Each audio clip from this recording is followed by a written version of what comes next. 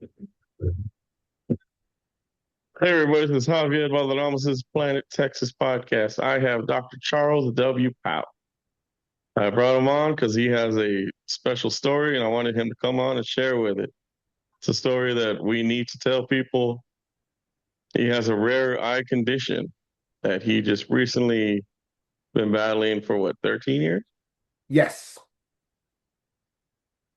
And he decided to turn that into empowerment. He decided to turn that into something special. So I wanted to bring him on and we talk about it a little bit and hopefully they will know that they're not alone and that they're not by themselves. Thank you for having me, Javier. It's definitely an honor to be here. Thank you, sir. Thank you. So I wanted to go ahead and ask you a little bit about what is this? It's hard for me to pronounce. It's a It's Retinitis Pigmentosa. Short, they call it RP for short. Basically, retinitis pigmentosa is a rare eye condition that is hereditary, and from myself, it comes from my mother's side of the family. It does not get that much, publicity or talk about in the eye condition because not many people have it, but we're coming out now in 2025. It's becoming more and more, you know, convenient. More people are coming up with it. So what were your initial thoughts and emotions of it when you first got it with your family and so forth?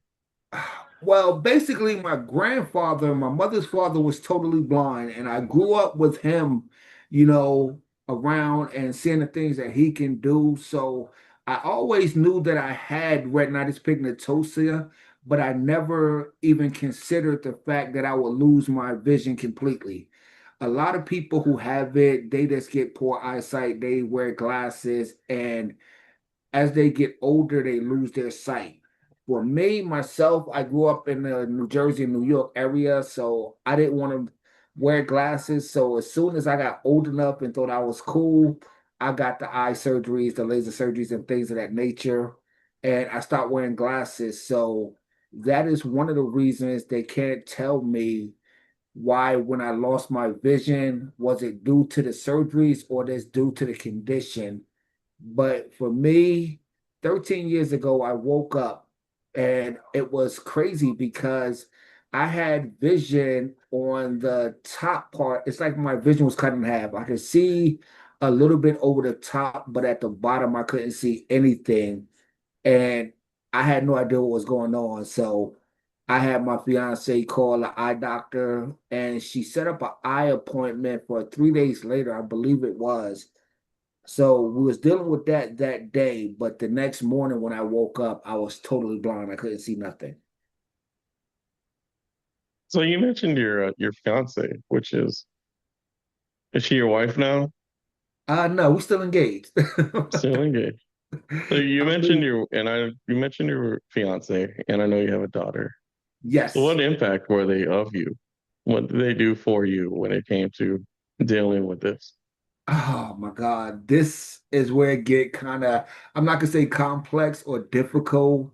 In the beginning, when I first lost my sight 13 years ago, my fiance was the one who researched the different organizations like the National Federation of the Blind. She did all the research she could on RP. She set up the doctor's appointments. But for the first 9 to 12 months, this woman was a angel because I hated the world. I hated myself. I hated my condition. If she said good morning to me, it was an argument. If she said, how you doing? I was like, what do you think? How do you think I'm doing? I'm blind. I can't see. It was just so much anger, so much hostility there.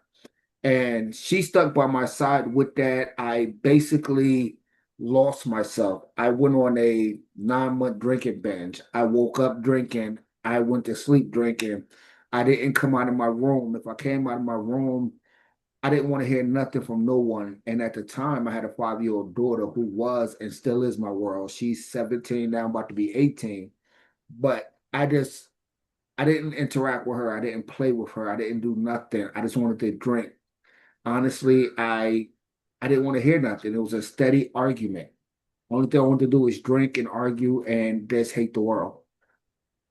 So as time went on, it was like I realized that my life was over. At that point in time, I didn't even care if I lived or not. Wow, it's pretty dramatic. Dramatic is a nice way of putting it. I mean, I could not even wish this on my worst nightmare. If I, now mind you, I wasn't young. I was in my early 40s when I lost my sight. So my whole world was a visual world. It was what I can see. It was who I was. But by the grace of God, and like you say, the strength of my fiance and my daughter came to me one day and she was like, Daddy, why don't you play with me no more? Daddy, can we do this? Can we do that? And every other day I told her, Daddy can't see, I can't do this. I don't, leave me alone. I can't see, I'm blind. And after that, you can just hear the hurt in her voice when she asked me, why don't I love her anymore? And that right there broke me. That right there took me, it took all the fight out of me. And I realized I literally went to my room and cried because here's the greatest thing that I've ever been blessed with. The greatest person that came into my life was my daughter. And she's asking me, why don't I love her no more? Because I'm in a pity party because I lost my sight. And from that day on, I realized that something had to change.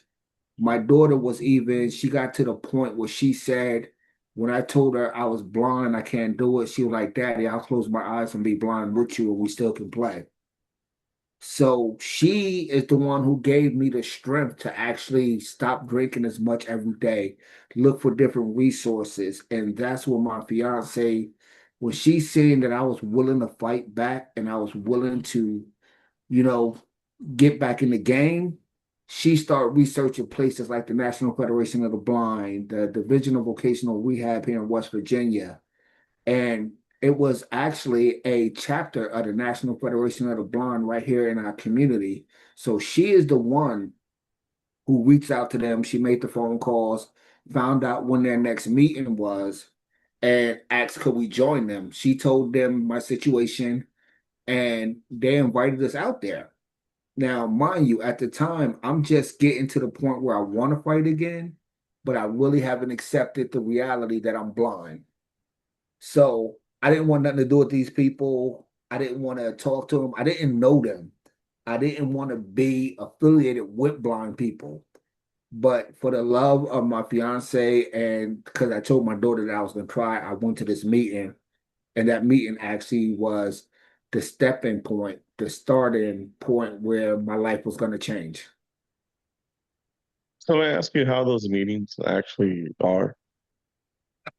That meeting was very interesting because basically, when I first got there, they introduced themselves. It was seven members in the group at the time, and when they introduced themselves, my fiance, the first thing that she picked up on was everyone in this meeting had a smartphone. And at that time, after losing my sight, I was ready to go get a basic flip phone where I can fill the numbers, dial the number, and fill the send button and the end button so I can just make phone calls. I figured that text messaging and everything else was out of reach for me at this time. But when I got there, my fiance noticed that everyone had a smartphone. I asked to see one of the phones, and that's when they introduced me to the Apple iPhone and Siri. And I was just so amazed when the young lady let me see her phone. She was swiping through and the phone was actually talking.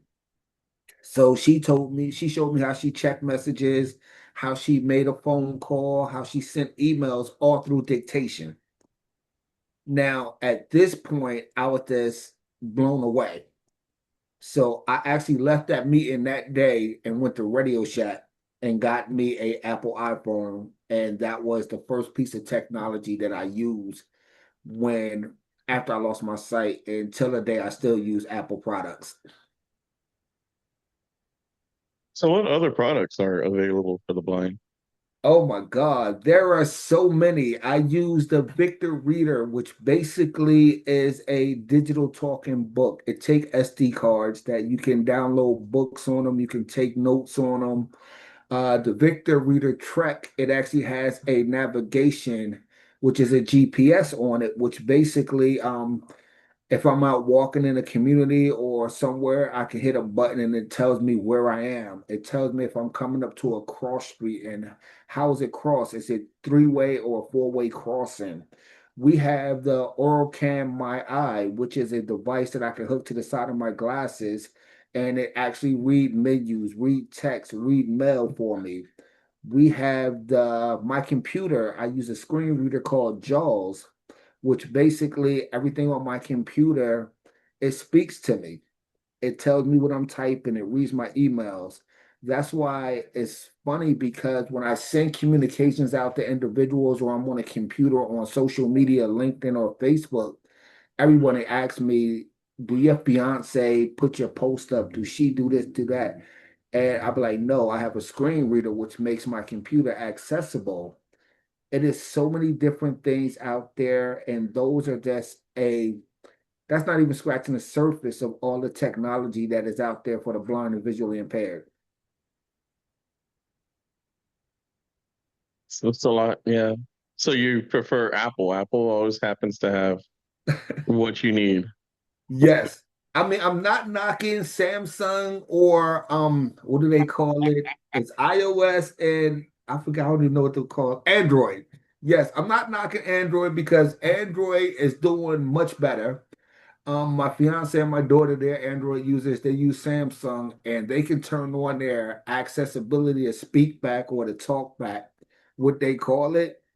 And they're making a lot of strides with it. They're making a lot of, progress with their accessibility for the blind and visually impaired. But I think because Apple is what I'm used to, I don't want to go back and have to learn all the different learning curves through Android. So I stick with Apple for that reason. That is my preference. I'm not by no means knocking Android or Samsung because my fiance and them they showed me that it's possible, but I just prefer Apple.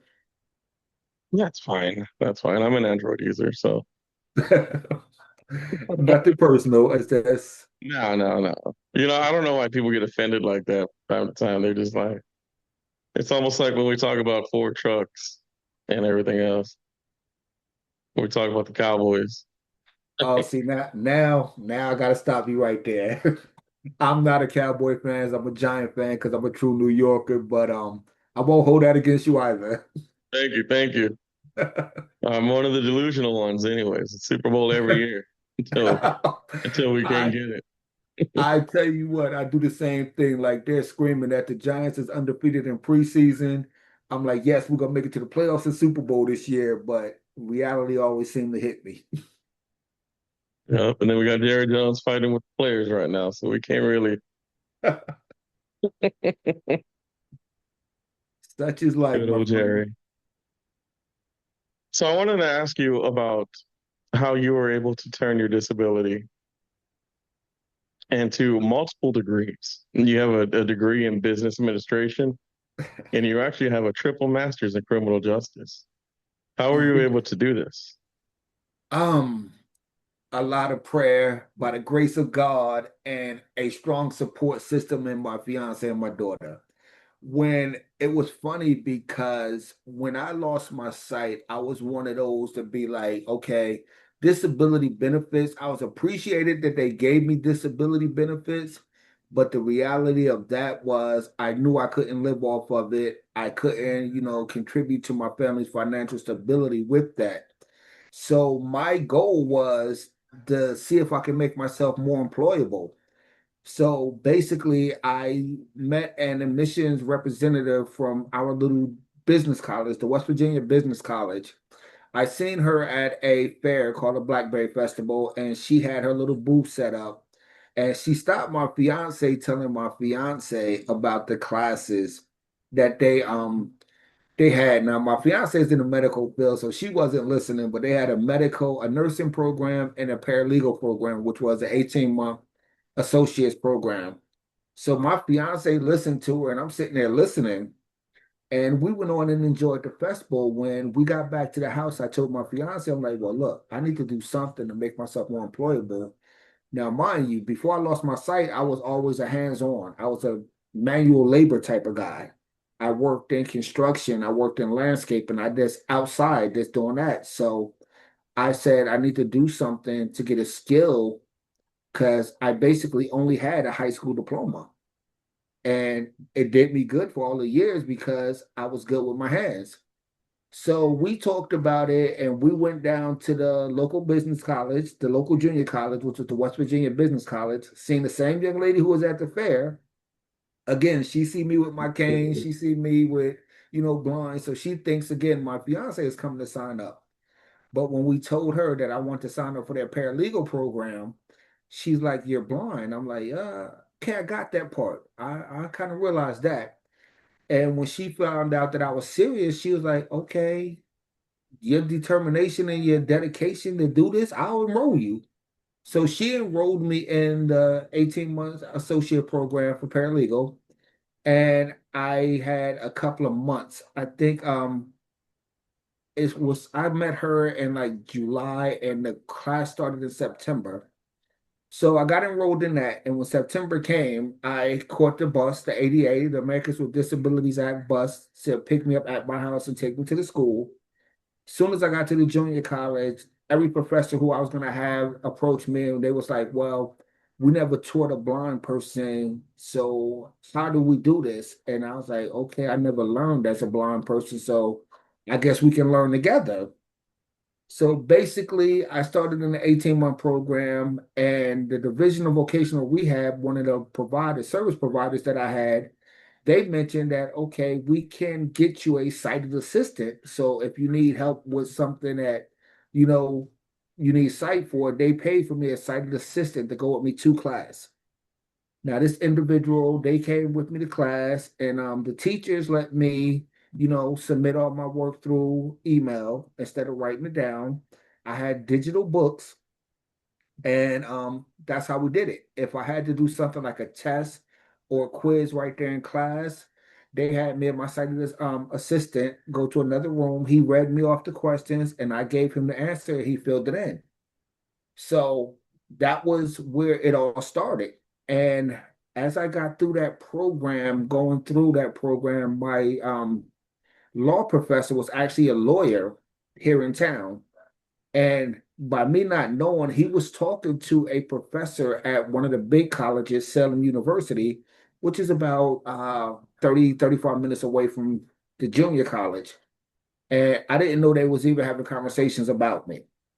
So when I was finishing up my associate's degree, 3 months away from me graduating with my associates, the big college, Salem University, sent down a recruiter and invited the school up to the bigger campus so they can see if they want to continue on. Now, mind you, at this time, I just wanted to get a certificate so I can get a job just to help my family out financially. I went down there. Me and my sighted assistant went down to the big college on their open house day. We got down there, we seen the campus, and Dr. Cam Lounsbury, the dean over the criminal justice program at Salem University, he puts on a crime house.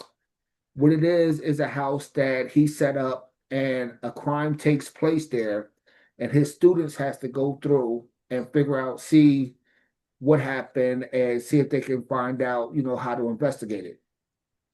Now, when I got on the campus, he introduced himself. He told me that he was talking to one of my professors from the junior college, and if I was interested in coming to, Salem for my bachelor's. And at the time, again, I just wanted to get a certificate so I can get a job.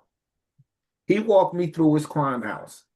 He described everything to me that was in the house. Like, let's say it was four dead people around the kitchen table with guns, money, and drug paraphernalia on it. And then it was blood spatter here, blood spatter there. He explained everything to me. And when he walked through the whole house, he asked me what was my thoughts. I gave him what I felt happened in a house, and if I was the investigator on a case, how I would investigate it. Now, I didn't get it 100% right, but he told me at that time I was in the top 10 percentile of all of his students who was actually at the school at the time in the criminal justice program who actually came close to the scenario. And he was impressed with that. He was already impressed with conversations he had with my professor at the junior college. So he asked, was I, interested in coming to the school? I was like, basically, I didn't think that far ahead. But from him having the conversations with my professor at the junior college, he took me to the dean of the university, took me to her office. We sat in there for 45 minutes to an hour just talking. They were so amazed about, what I've accomplished so far. When I left the office, I was enrolled to start there in the fall for my bachelor's. So that's how that happened. So I came home. I told my fiance, like, okay, when I graduate my associates, I'm enrolled at Salem University for a bachelor's in criminal justice. And I think that was my first bachelor's, which was crime scene investigation. And then I got a bachelor's in homeland security. Once I got through that, I was on a roll now. Now, mind you, I'm doing this on the dean's list. I'm staying on the dean's list. I had a 3.8 GPA at the time, and then I went up to a 4.0 GPA.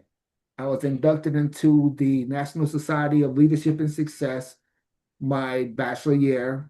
So I went on from there and got a triple master's in criminal justice administration, cybersecurity, as well as forensic science. And I just finished my doctorate's degree in business administration with a focus on finance and management.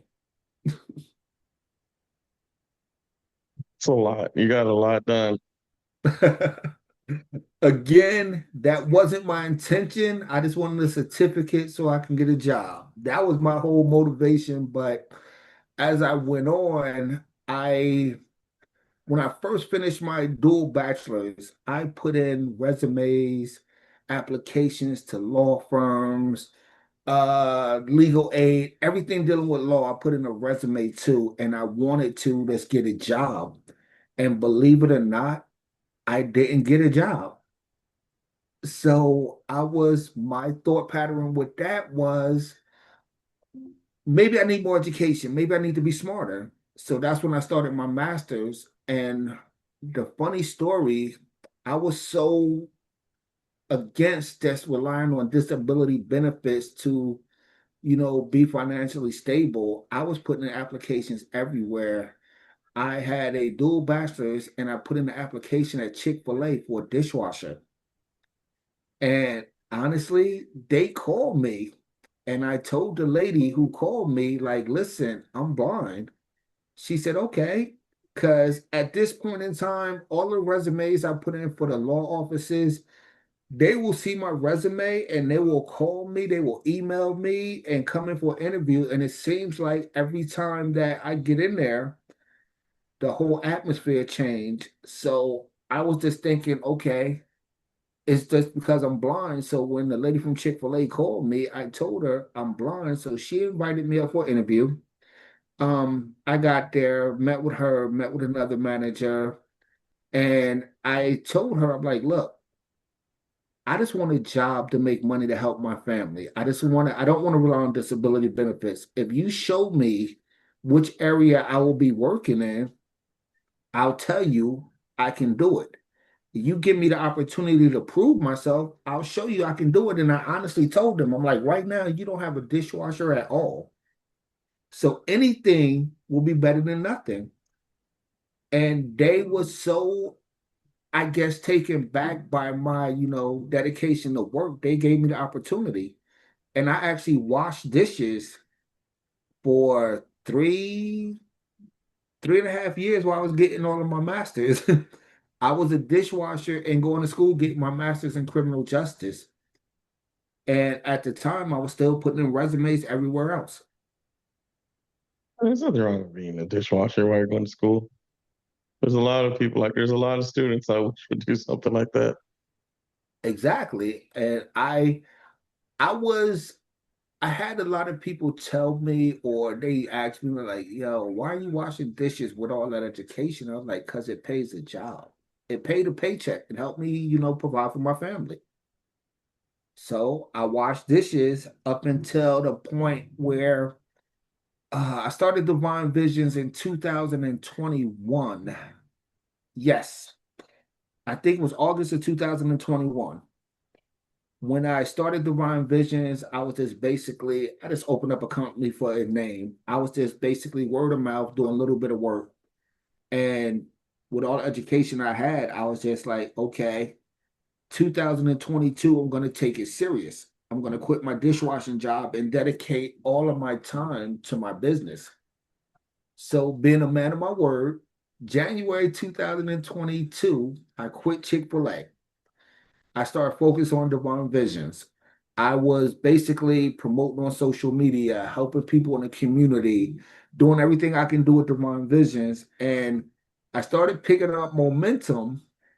And then, okay, in middle of February, beginning of March, I got a email from a very well-known oil and gas company here in town. They're one of the biggest oil and gas companies in the country. So I'm like, okay, I'm not going to be rude. I'm going to send an email back to the manager and thank them for the interview, but I don't think I'm going to take it. But what happened was I sent the email back. I thanked them. I told them I was blind and I don't know if their company was ready for that or, would it make a difference? And this young lady emailed me back. She told me again, I understand that we really would like you to come in for an interview. So I'm still focusing on my company, Divine Visions, but I said, what can it hurt? I can go in for the interview. I'm not just going to be ignorant and not take it. So I goes to this interview.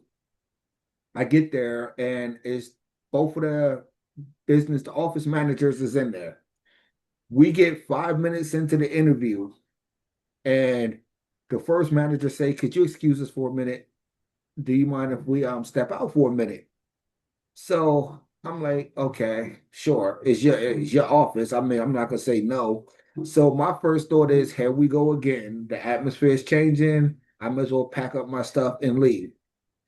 When they came back in the room that I was in for the interview, they asked, "You mind if we have another coworker sit in with us?" I'm like, okay, whatever. So guy just introduced, first name only, shook my hand, and then I ain't hear nothing else from him. It's like he went to the corner and sat down. So they basically went on with the interview. They asked me how would I do this or how would I do that, and told me in the position as the paralegal, I got to do this, this, and that. So instead of telling them what I can do, I pulled out my computer because I took my computer with me on all the interviews. I turned on my hotspot. I hooked my computer up to the internet, and I'm like, okay, what do you want to see? I actually went on Westlaw, went on, LexisNexis, and showed them how my computer talks to me, how I can do things. And they were so impressed with that. We had an hour, the interview lasted for about an hour, maybe longer. And they was like, okay, we'll give you a call. So when I got home, I did the polite thing. I sent the thank you email for having me in there. Looking forward to hearing from them. I didn't hear from these people in 2 weeks. So after the first couple of days, I said, whatever. And I went back to running my business. I got a phone call after 2 weeks. I think I got the call on a Thursday, asked, can I come in and start on that Monday? And when I got in there to start that Monday, I got there. They showed me my office and where I was going to be working and everything. And I heard the third person, the individual who came in the meeting, I heard his voice. So I'm like, hey, how you doing? And called him by name. And then he was like, well, excuse me, I'm talking. I'll get back with you in a second. When I got in my office, come to find out, when he finally came in there, it was actually the owner of the company. He told me that the reason why I didn't hear from him in 2 weeks because he was preparing his staff to let them know that the new paralegal was blind. So that was a really good feeling. And I actually stayed with them a year. And during that time, I worked, I did good. I was still running my business on the side, but it got to a point when I got down to my doctoral study, my doctoral dissertation, I had to stop working because anyone who took the doctoral journey know that a dissertation is not a part-time thing. That is your bread and butter. That is what you need to get your doctorate. So I stopped working at the oil and gas company, and since then I've been just divine visions all the way. So you mentioned that you started your company. Is there any point in time where you were able to help people who couldn't Yes. actually afford or anything like that? Yes, Divine Visions, basically, we are a paralegal in a business consulting company. We are a resource.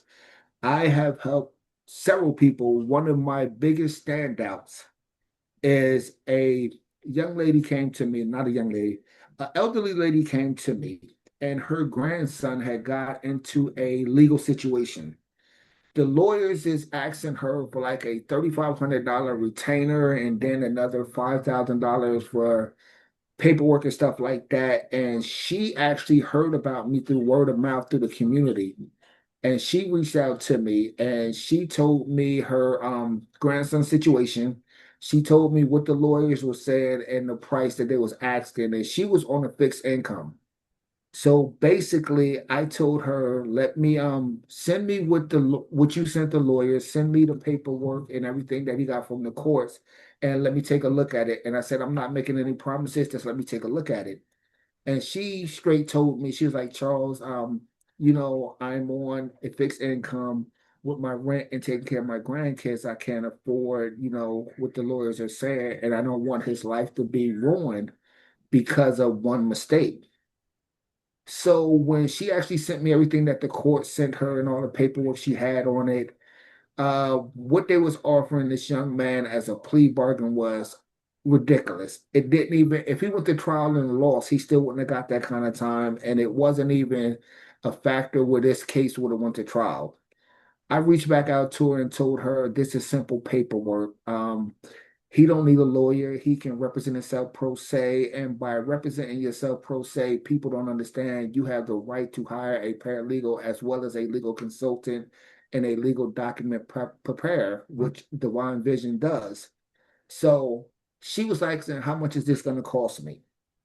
This lady was notorious for her apple pies.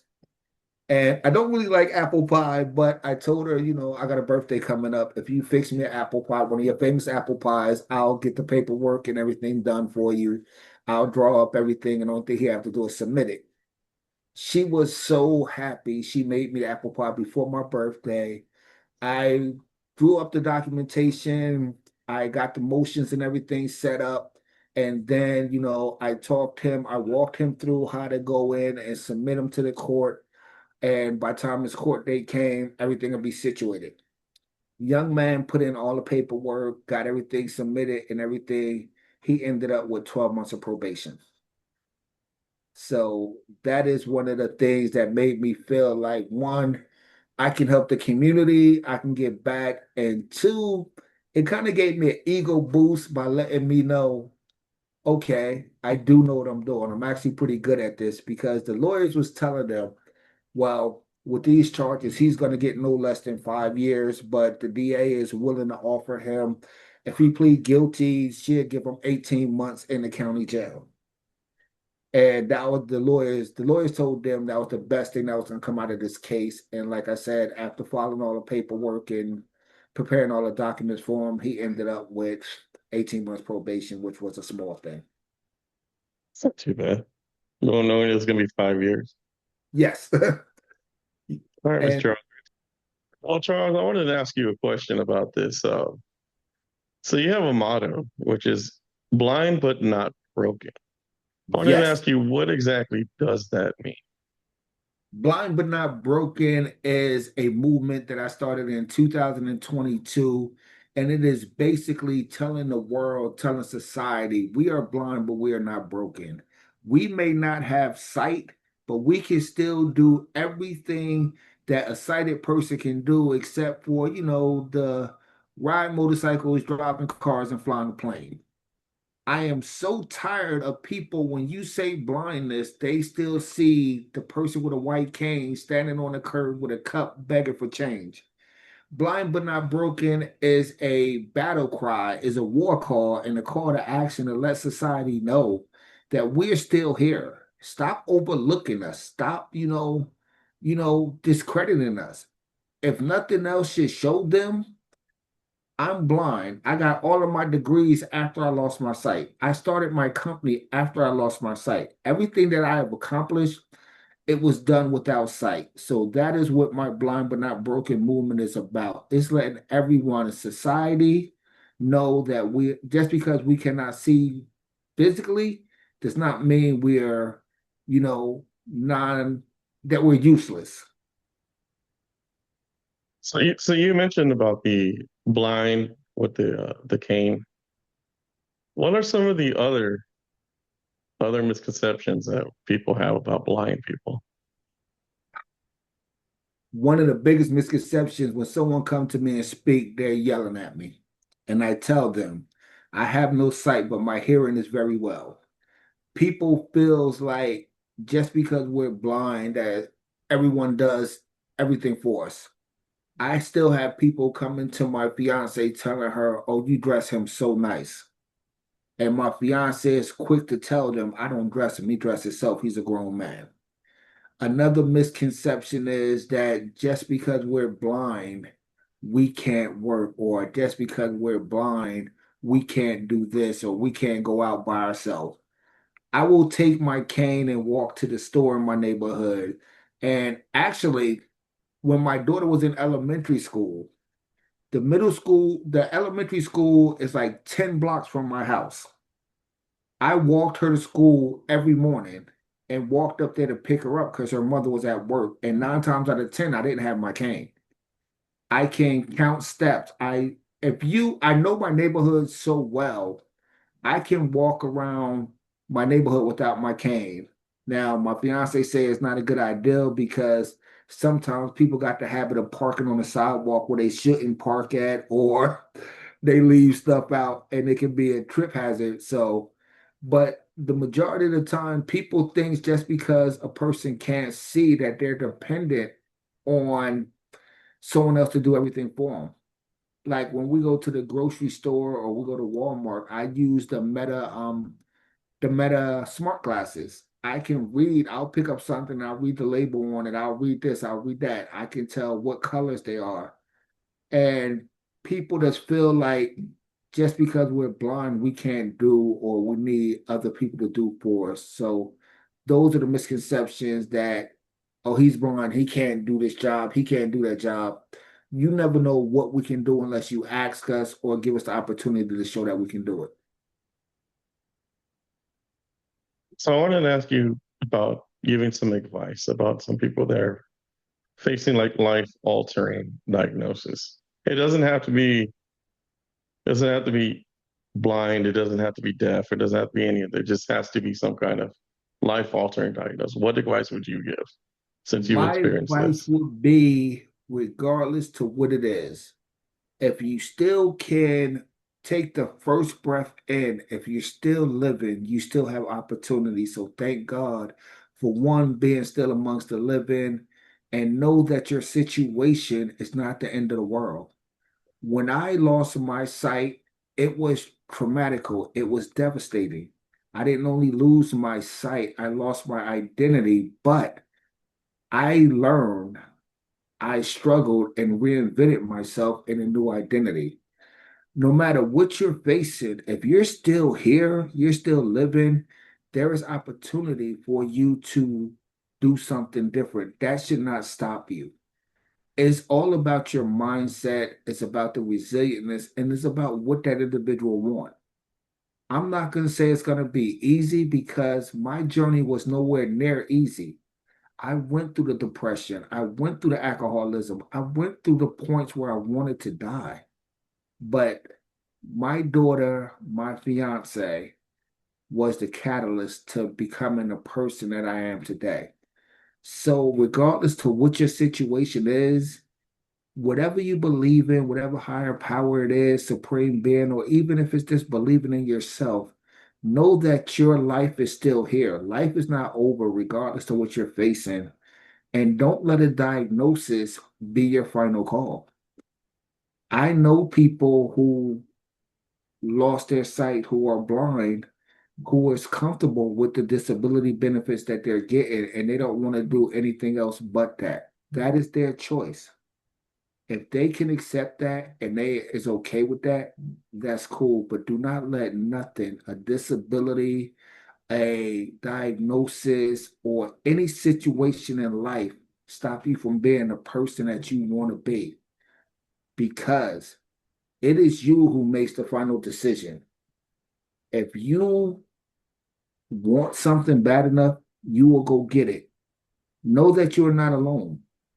You mentioned the blind but not broken movement. That is for the blind and sight impaired. But the unbroken army, if you follow me on social media, we have the unbroken army. That is taking a stand for everyone who lives with a disability, everyone who lives with any circumstances. We call it the unbroken army because we come together and support one another and uplift one another. And it's basically letting you know you're not alone. I may be blind, the next person may be deaf, the next person may not be able to walk, they're paralyzed, they may have a disability of a different kind, but that don't make us any different. We're still going to uplift you and fight for you because that's what the Unbroken Army does. And I keep using the word disability because that's society's word for it. I don't call it a disability. I call it a differability because we do things different. We can do the same things. We just do them different. How can people get in? How can people get involved with you and support your work? If you want to get involved with me, we can be found on social media at Divine Visions Enterprise. You can follow our website, www.divinevisionsenterprise.com, which we're looking at being up by the end of next week, probably the beginning of September. If you want to email me personally, you can email Dr. Charles at divinevisionsenterprise.com. For more information about the movements and the things we're doing, you can email info at divinevisionsenterprise.com. So basically, we're all over the place. We're on social media, we're on the internet, and we have a lot of different resources. As we were speaking earlier, when the site www.divinevisionsenterprise.com is launched, I will be hosting a bi-weekly blog that will be putting up a lot of positive, a lot of strong information, a lot of resources, as well as we have the companion social media group on Facebook. Did you know Dr. Powell Speaks? And that is a place where after you read the blog, you can come in and you can talk to us. We can hold conversations about what the blog is about. Or basically, you can ask questions that you want to know answers to, and I'll be there to answer them for you. And if you could leave our audience with one final message, what would it be? Believe in God, trust in yourself, and know that there's no situation, circumstance, or anything in life that not cannot be overcome with the right mindset and a desire to want to do it. So for everybody to know, all the links and descriptions are going to be on here. So they're going to be very easily, they want, they can find your website, they can find your social media, and I will keep them up to date when you start your blogs. I would definitely appreciate that, my friend. And like I said, sometimes people feel like they're alone or feel like no one else has been through that. And the main thing I want to let them know that you're not alone.